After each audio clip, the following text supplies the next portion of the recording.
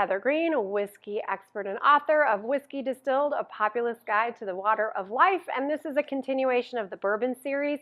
We are getting deep into bourbon, and here's a question that some people think is quite controversial, and it's something that I've written about in my book. It's something that I've written about in different publications, something I've been passionate about for a long time, and that is this. Are you ready? Does a whiskey house, does a whiskey company need to do its own distilling? The answer is going to surprise you. I don't. We do not always do our own distilling, and some of the best brands in the world don't always do their distilling. We do distill as well, so we do everything from grain to glass, meaning fermenting, mashing, distillation, bottling, all of that stuff. But we do more than that, and we don't do all of our distilling, and this is why. I come from a background and joy and love of blending and batching casks. And to me, to walk into a warehouse and open these doors, by the way, we're selling out quite a bit, so this is why a good demonstration of what's happening in bourbon these days. We open the door, and to me, I see hundreds and hundreds of casks of different flavor, of different style, of different ages, of different finishes, of different whiskeys that have been exposed to different terroir and people. And then I take each one of these, and to me it's like a painting with a great watercolor palette, and you think, I want to create these great swaths of flavor, and I want this one to be this way and this one to be that way. And in that way, the casks each become its own ingredient. Like a chef uses ingredients for cooking, or a mixologist uses all these wonderful ingredients to create a cocktail.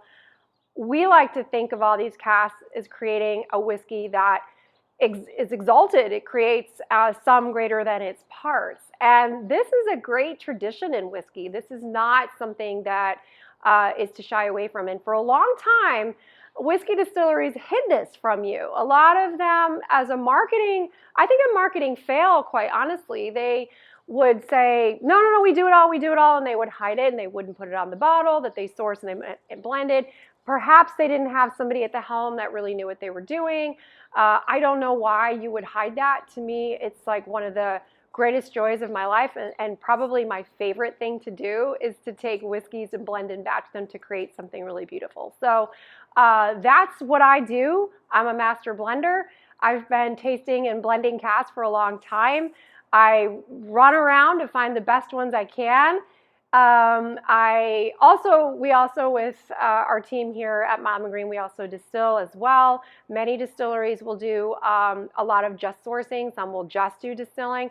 I really like to have both, and we'll continue to do both as we grow. So that is the answer. Just taking a personal, this isn't supposed to be a branded series, but I'm just being open and demonstrating that yes, we are a whiskey distillery, but we also source our whiskey from places that we trust, and it's just something that we love to do, and we are embracing and open to it. And I think the consumer, like you, really understands that, because at the end of the day, when you look at a bottle of whiskey, the question is that you ask yourself, and I know this is what you ask yourself because I've been working in it for a long time and listening to you, is it something I can afford? Does it taste good? Who are the people behind it? Are they honest? Are they true? Are they transparent? So these are the things that are paramount with a whiskey company, and something that I think most of us embrace. So a whiskey distillery does not have to do its own distilling.